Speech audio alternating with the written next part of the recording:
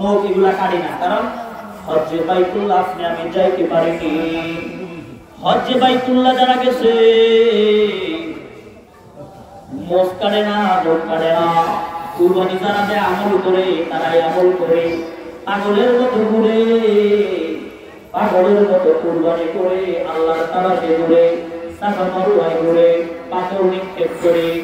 ও আমার ভাই, আমরাও তাদের নমুনা একটু রঙিন হতে চাই। মালিক আপনাকে আমাকেও কবুল করে আপনি আমি কুরবানি দিব আমার মালিকের সন্তুষ্টির জন্য।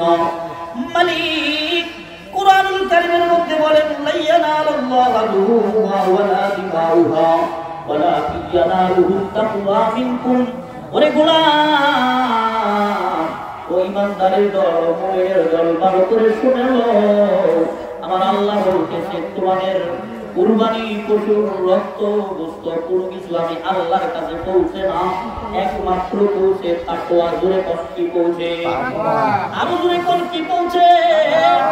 আজকের দিনের ইবাদত রে গোলাম, ঈদের নামাজ পড়ার পরে কুরবানি করার চাইতে শ্রেষ্ঠ কোনো ইবাদত আল্লাহর কাছে আজকে নাই।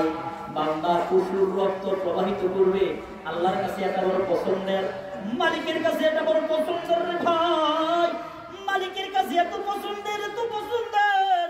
গোলাম যখন কুরবানির পশু গলার মধ্যে ছুরি লাগাইবে, একদিকটা রক্ত জমিনে পড়বে, আল্লাহ রাব্বুল আলামিন